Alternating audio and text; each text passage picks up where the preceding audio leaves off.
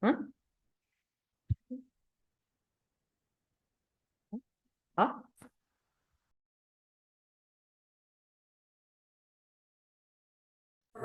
ма балалар?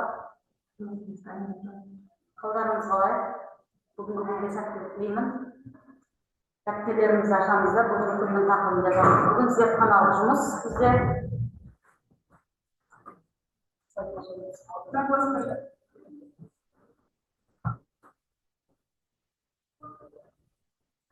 дәптерімізді ашамыз, бүгінгі күнді жазамыз.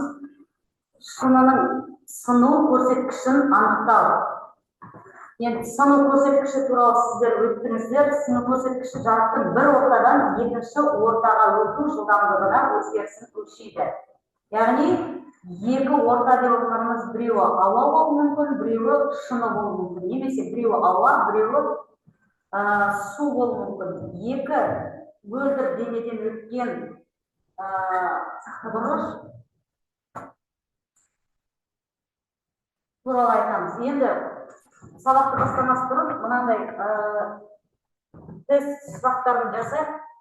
Қазір тексереміз. Бірінші, шағылу бұрышын қандай әріппен белгілейміз? А альфа, Ә бета, Б гамма. Өздеріңізге белгілеп отырыңыздар. Қазір тексереміз. Кері байланыс жасап отырамыз балалар. Түсінбей қалсақ. Екінші, жазық айнадағы кескін қандай болады? А айнаның жазықтығына симметриялы, Ә нәрсенің жалған кескіні, Б жазық айна. Үлгеріп отырсыңдар ма балалар? Түсу бұрышын қандай әріппен белгілейді? А альфа, Ә бета, Б гамма. Келесі сұрақ. Жарық көздері қанша топқа бөлінеді? А 3, Ә 2, Б 4. Бесінші сұрақ. Күннің көрінетін беті? А хромосфера, Ә фотосфера, Б ионосфера. Алтыншы сұрақ. Дербес жарық көздері қанша топқа бөлінеді? А 3 топқа, Ә 2 топқа, Б 4 топқа. Енді соңғы сұрақ. Жарық шоқтары дегеніміз не? А жарық сәулелерінің жиынтығы, Ә жарық көзі, Б жарық энергиясы. Балалар, енді осыны үлгеріп жасап алдыңыздар ма? Жасап алсақ, тексеріп алайық.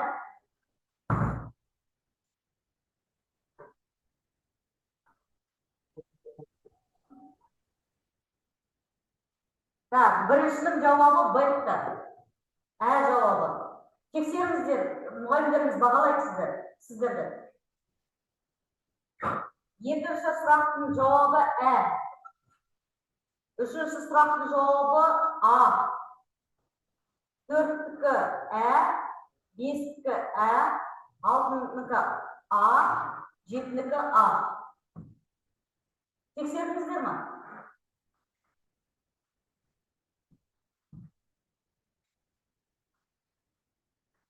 Тексеріп болсақ, өткен сабаққа шамалы шолу жасап жүрек. Сосын біз зертханалық жұмысымызды бастаймыз. Теориялық негіздер бойынша су бар стақанға, су бар стақанға салынған қасық немесе карандаш су мен ауа аралығында шекара сынған сияқты көрінеді. Күнделікті өмірде көріп жүрген шығарсыздар. Мөлдір таза суға қасық салатын болсақ, егер стакандарыңыз мөлдір болатын болса, онда сіздердің қасықтарыңыз кескінді басқаша береді. Кескін бұл жерде сынған сияқтылық көрінеді. Бұл қасықтан шыққан жарық сәулелері ауаға қарағанда суда басқаша бағыт алатынын көрсетеді. Яғни суға кез келген жарықты түсіретін болса, оның түсу бұрышы болады, шағылу бұрышы болады, және сыну бұрышы болады. Бізде түсу бұрышын альфамен белгілегенбіз, шағылу бұрышын беттамен белгілейміз, сыну бұрышы гаммамен белгіленген. Енді осыдан толық ішкі шағылу дегеніміз сынып өту кезінде жарық толығымен ішкі ортаға шағылады, оптикалық құрылғыларда қолданылады. Енді түскен жарық үшке бөлінеді балалар: шағылу, сындыру, жұту. Бұлар ерекше болғандықтан біз оларды көре аламыз. Мысалы үшін ауада, суда жарық ағымының бір бөлігі шағылады. Екінші бөлігі кез келген ортада жұтылады. Мысалы үшін сіздер жазды күні ақ түсті киім киесіздер. Неге? Қара түсті киім кисеңіздер ыстықтайсыздар. Кім жауап бере алады осыған?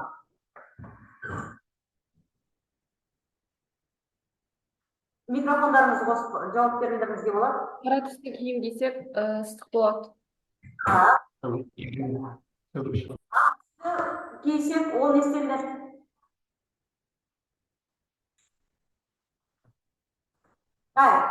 Ақ түс киімнен салқындайды. Салқындағанда былай балалар. Ақ түс бізде жарықты шағылдырады. Жарықты өзінен шағылдырады. Ал қара түс өзіне жұтады жаңағы жарықты. Сол себептен біз жаз мезгілінде көбінесе ақ түсті киеміз. Жаңағы слайдқа кетеміз. Енді мынаны есте сақтап алыңыздар. Қазір зертханалық жұмыс жасаған кезде біз осы бұрыштарды білуіміз керек. Бірінші түскен бұл альфа бұрышы болып белгіленеді. Одан шағылған бета, сынған гамма. Осы бұрыштарды есептейміз. Қазір күнделікті біздің көріп жүрген әйнек бар ғой, шыны. Соның екі ортадағы сыну көрсеткішін анықтаймыз. Сыну көрсеткішін біз n әрпімен белгілейтінбіз, иә? N әрпімен белгілейміз сыну көрсеткіші. Ал синус альфа бөлінген синус гамма бұл сыну көрсеткішінің формуласы. Синус альфа бұл түскен бұрыш, синус гамма бұл сынған бұрыш. Осы формула бойынша есептейміз. Енді бізге керегі эксперименттік құралдар мен материалдар.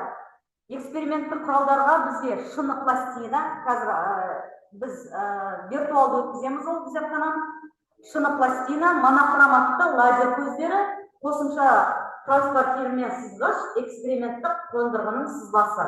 Бізге керекті құрал жабдықтар. Біз осы эксперимент барысында жарықтың бұрышын өзгертеміз, шыныға түсу бұрышын жүйелі өзгертіп отырамыз, 3 рет өзгертіп, 3 рет есептейтін боламыз. Бұрыштарды өлшейміз. Түскен және сынған бұрыштарды ғана өлшеп жазып алып отырамыз балалар. Өйткені формулаға салуымыз керек. Өлшеулерді бірнеше қайталап, орташа мәнін аламыз. Қауіпсіздік шаралары енді бізде виртуалда болғандықтан, бізде қауіпсіздік шаралары бұл жерде ескермеуге де болады. Енді бізге жаңағы нені ашыңызшы.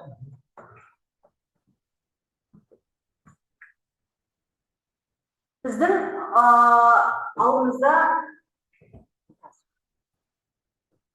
алдымызда не тұр?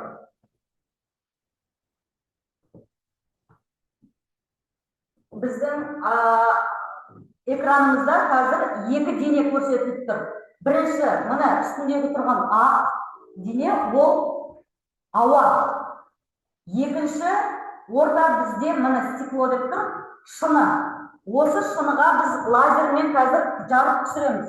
Жарық түсіргенде бізге ең бірінші бұл жерде транспортер керек болады. Транспортер не екенін білеміз ғой, иә балалар? Транспортер бұрышты өлшейтін сызғыштың бір түрі. Енді осыған біз жарық түсіреміз. Енді көріп тұрсыздар, сіздерде 3 сызық пайда болды, иә? Мынау түсу бұрышы, мынау шағылу, мынау сыну. Яғни шынының бетіне жарық түскен кезде оның бір шама бөлігі сынатын болады. Сондықтан біз қазір Байқасаңыздар, сіздер түсу бұрышы мен шағылу бұрышы тең болып тұр, иә, 45 градусқа. Ал сыну бұрышы 28 градус болып тұр. Өзгеріс бар ма бұл жерде? Бар, иә. Сондықтан енді біз қазір дәптерлерімізді ашамыз да. Нені жіберіңізші? Жаңағы слайдты.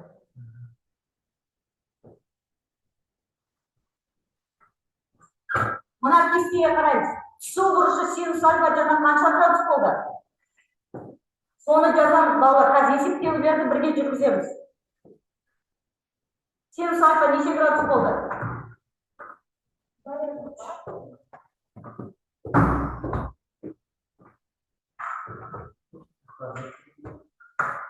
Өзіме жазып отырайын.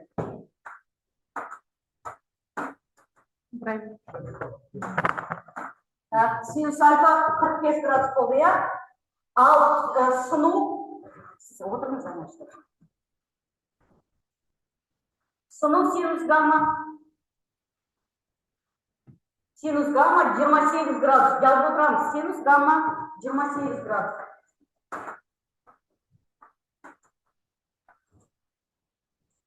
Так, екінші рет қайталаймыз кестеге.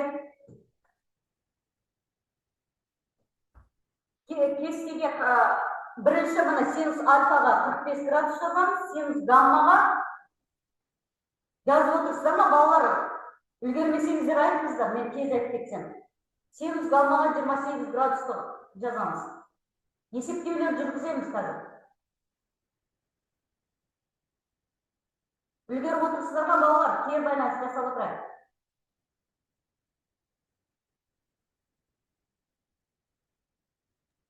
Иә, үлгеріп отыр.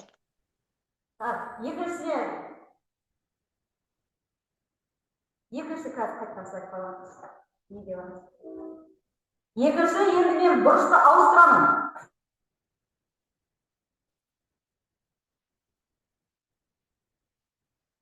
Так.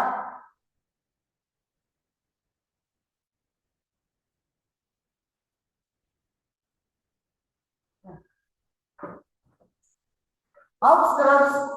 Синус альфа 60 градус. Синус гамма 35 градус.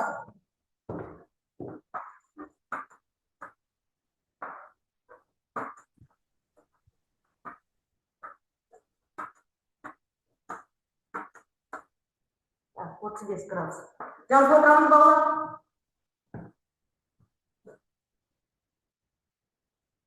Жаңағы кестеге жазамыз. Енді үшінші. Жоқ, кестені. Сіздер түсіндіңіздер ғой, қалай екінші ретке жазатын. Так, үшінші.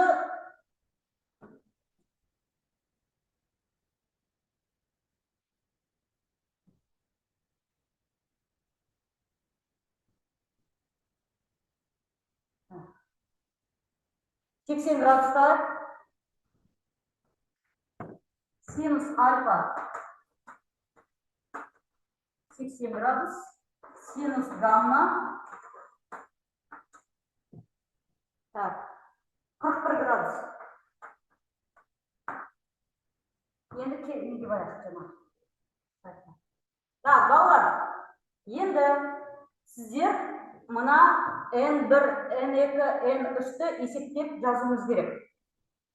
Ол үшін N1 тең синус альфа 1 мына жердегі мәндерді жазасыздар.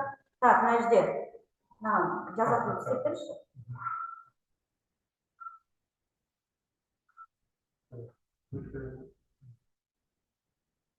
Так, 45 градус болды мына жерде.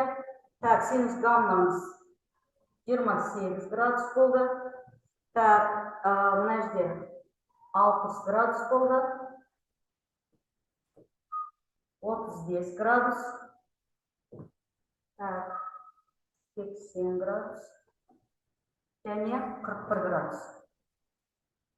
Енді бізге N-ді табуымыз керек. N1-ді табу үшін мен біреуін көрсетем, ары қарай өздеріңіз есептейсіздер. Так, 45, ой.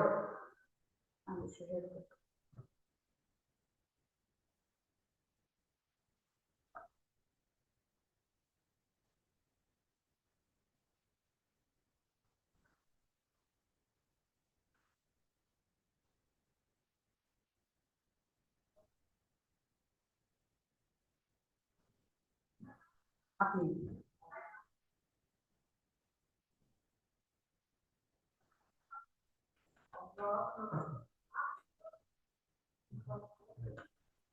Қырық бес градусты бөлеміз 28 градусқа.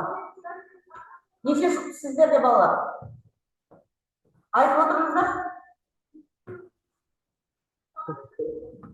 Біріншісінде неше шықты? Айтып отырамыз балалар. Естілмейді. Айтамыз. 45-ті бөлеміз 28-ге.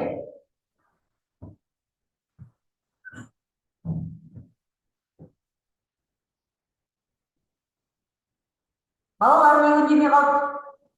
1,60. 1,6 деп ала береміз, иә? Так, екіншісінде 1,6. 60-ты бөлеміз 35-ке.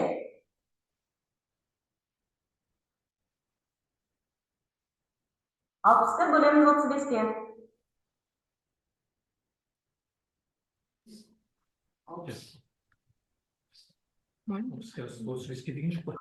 Алпысты бөлеміз 35-ке балалар. Екіншісінде. 1,7. 1,7. Так. Келесі 80-ді бөлеміз 41-ге. Қайталап жібересіз сұрақты? 80-ді бөлеміз 41-ге.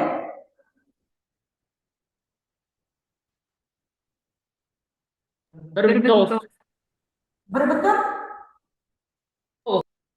1,9, иә. Так, енді қараңыздар.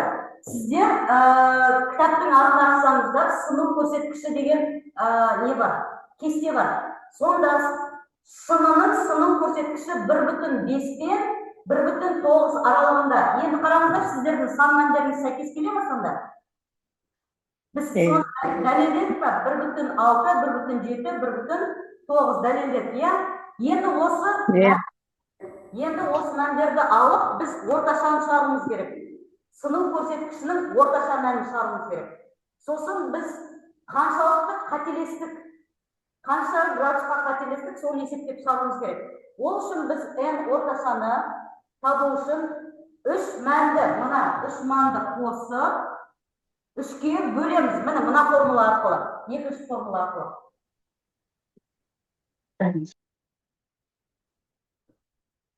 Так, есептеуді айтып отырыңыздар сіздер, мен жазып отырамын. Үшеуін қосып, 3-ке бөлеміз. 1,73. 1,7. Бәріне ортақ. Енді біз дельта n дегенді орташаны табуымыз керек. Яғни не өзгерді осының аралығында? Дельта деген бізде мына үшбұрышты белгі өзгеріс деген мағынаны білдіреді балалар. Оны табу үшін біз былай істейміз. Дельта n1 тең n орташамыз бар ғой. 1,7 минус n-іміз нешеге тең болды біріншісіне? 1,6-ға. Сонда дельта n1-іміз нешеге тең болды? 0,1. 0,1. Екіншісін тура осылай есептейміз. 1,7-ден аламыз 1,6-на неше? 0,1. 1,7-ден аламыз 1,7-ні 0 шықпай ма балалар? 0,0. 1,9-дан аламыз 1,6. Так. 1,6-ны. 1,3. 1,3. Так. 1,3. Енді осының орташасын табамыз енді. 0,1 қосылған 1,3. Мына үшеуінің бәрін табамыз. Үшеуін қосып 3-ке бөлеміз.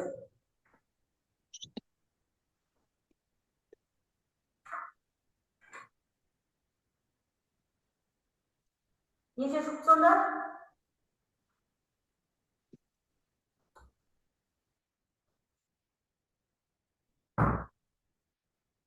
Kaç olacak ballar? 0,4 ballar. 0,4. 0,4. 0,4. Енді балалар, bizde 0,4. 0,4 болса, onda енді biz қаншалықты қателестік, абсолют қателік деген болады. Абсолют қателік, қанша қателестік, соны есептеуіміз керек. Дельта n орташамыз 0,4-ті бөлеміз. N орташамыз бізде 1,7 болған. Соған бөлеміз. 0,4-ті бөлеміз 1,7-ге.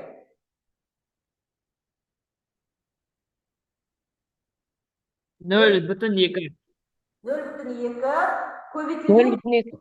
0,2. 0,2-ні 100-ге көбейтеміз, 100%-қа. Неше шығады?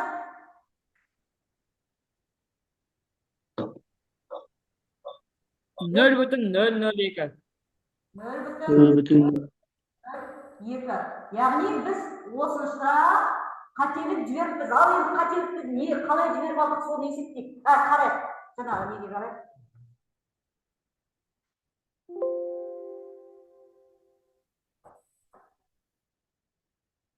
Біз көрдіңіздер ма? Біз 80,1 градусымыз. Біз алдық 80 деп алдық.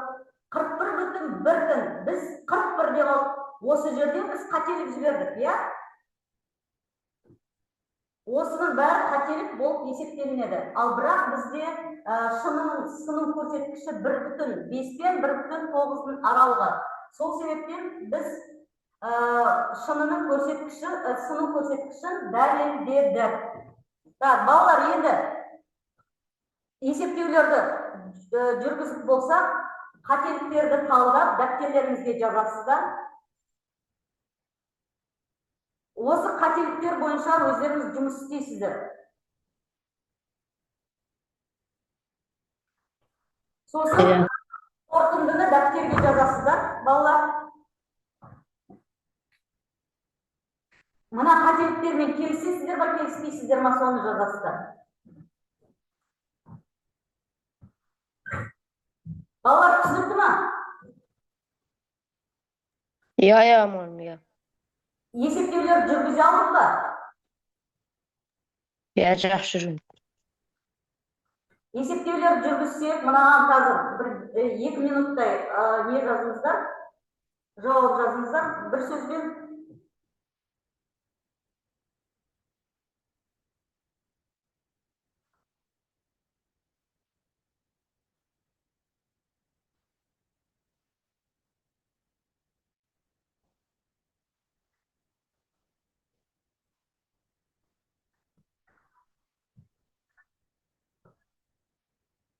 Балалар болып па? Айтып отырайық. Микрофонды болса. Мам, қазір. Жақсы, күтеміз. Қалай дедіңіз? Келесі бетті аша берейін ба?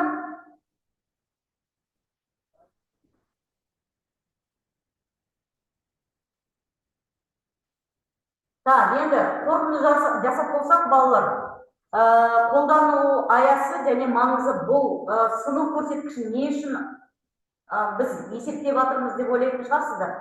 Бұны міндетті түрде оптикалық құралдар жасаған кезде сыну көрсеткішін тексереді.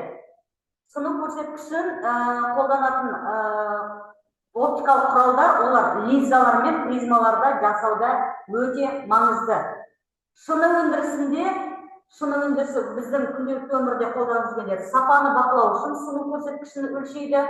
Ал геология және минералогия саласында тастар мен минералдың қасиеттерін зерттеуде қолданылады. Яғни біздің бүгінгі жасаған зертханалық жұмысымыз өндірістің барлық саласында болмаса да, бірақ шыны өндірісі мен геология мен минералогияда жақсы қолданысқа ие екен. Оптикалық құралдар дегенімізде, балалар, негізі. Біз қазір қандай тарауды өтіп жатырмыз? Қандай тарауды өтіп жатыр, балалар? Оптика деген тарауды өтіп жатыр, иә?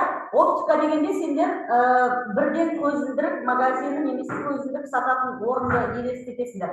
Ал шын мәнінде оптикалық құралдарға біздің шынылар, линзалар, айналар, лупалар, микроскоптар осы оптикалық құралдар болып саналынады. Яғни шынымен байланысты заттардың бәрі оптикалық құралдар болып саналынады.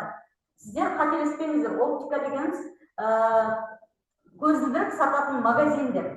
Ол оптика деп отырғанымыз физиканың ең үлкен тарауларының бірі. Есте сақтаңыздар. Енді қорытынды жасайық. Эксперимент мәні бойынша шыны арқылы жарықтың сыну индексін өлшеу қағидалары көрсетілді. Біз мынандай нәтижеге жеттік. Өлшеу нәтижелеріміз ерекшелігін аштық.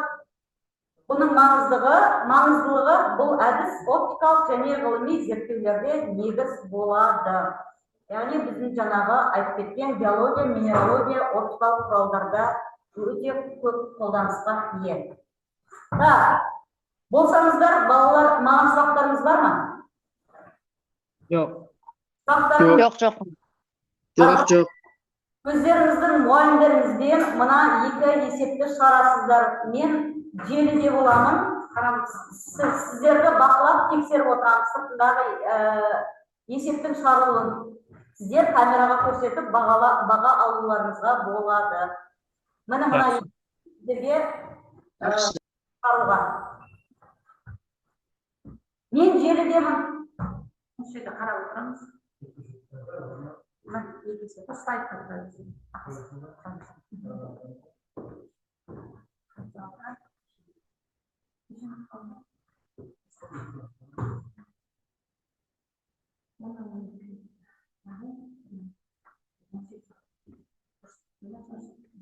Ben bu үй жұмысы ретінде ме? Жоқ, қазір шығарасыздар балалар. Қазір шығарасыздар. Қазір тексеремін мен. Мұғалімдеріңізбен бірге.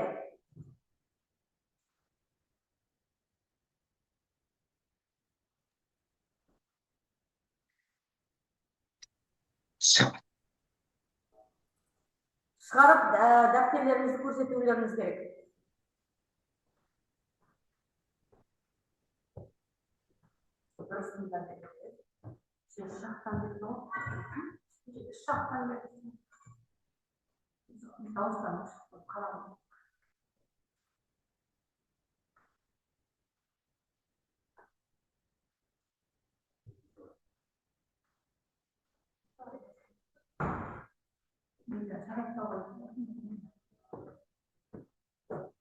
Балалар, камераларыңызды қосып қойып, дәптерлеріңізге түсіріп қойсаңыздар болады. Мен қате жерлері болса, көмектесейін.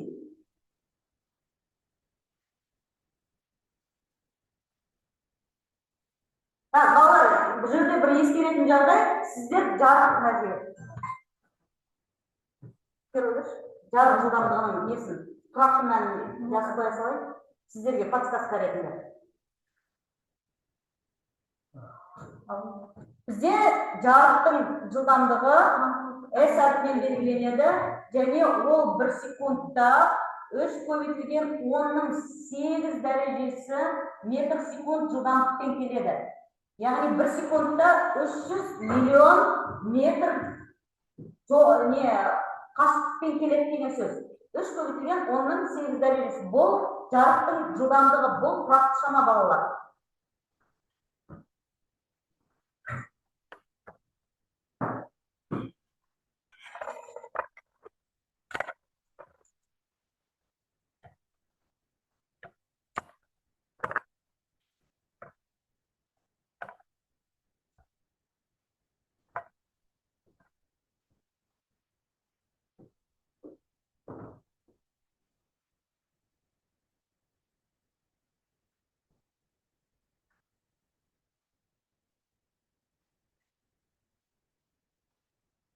Сұраймыз балалар, мұғалімдер жалғастырамыз.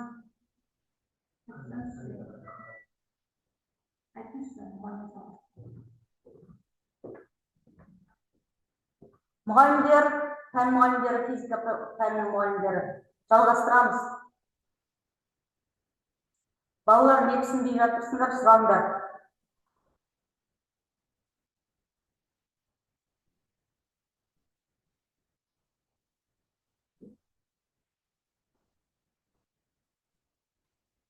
Жаңағы формуланы қолдануға болады. Түсу бұрышы деп тұрсеңдерде, иә? Түсу бұрышын синус альфамен белгілейміз, иә?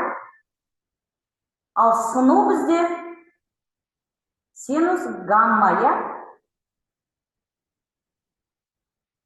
Сол формуланы қолдануға болады. Немесе тағы да екінші формула бар бізде.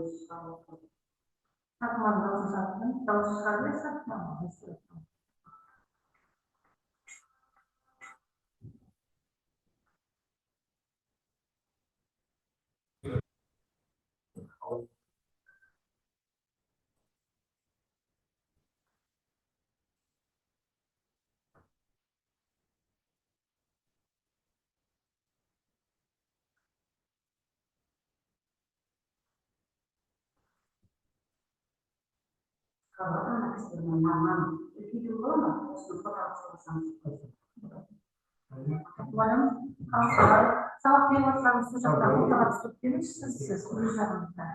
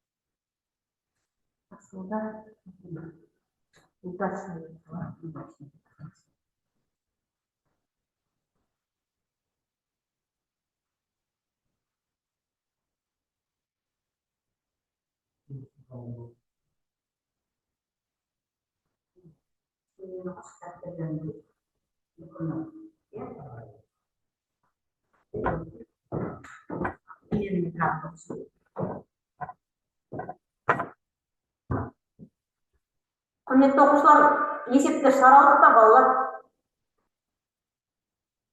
Дәптерлерімізді көрсете аламыз. Неше шықты сіздерде?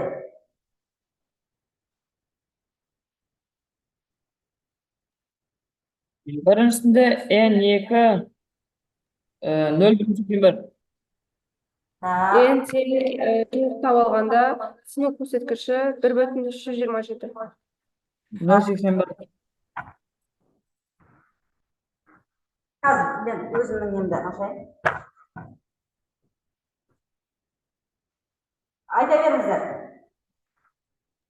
Ben cevabım 0,81. Сынып көрсеткіші ең жуықтап алғанда 1,327. Ділназ 135 мектеп. Я сіздің есебіңіз дұрыс. 1,33 шығу керек. Ал жылдамдығы? Жылдамдығы жуықтап алғанда 2,26 көбейтілген 18 дәрежесі метр секунд. 10-8 дәрежесі метр секунд. Яғни бұл екінші есептің жауабы, я? Сіздікі Ділназ екінші есептің жауабы ғой. Я. Ал бірінші есептегі... Meniki birinci eseptin cevabı. Canan 0,81. Бірінші есептің жауабы сәл дұрыс емес деу балалар. 3,75 көбейтілген 10-8 дәрежесі шығу керек. Тағы да есептеп көріңіздер. Қай формулаға салғатсыздар?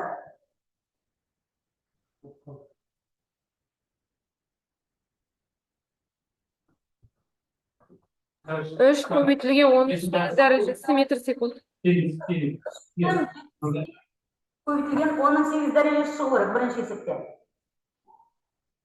Сіздер орындарын ауыстырып алған шығарсыздар. Жылдамдықпен ненің орнын, жарық жылдамдығының орнын. Елек түсу бұрышымен сыну бұрышының орнын ауыстырып алдыңыздар ма? Қарап жүріңіздер.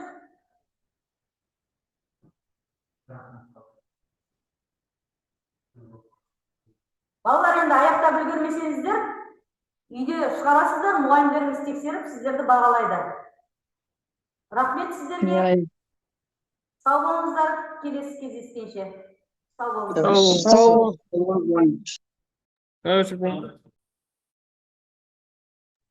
Sağ olun.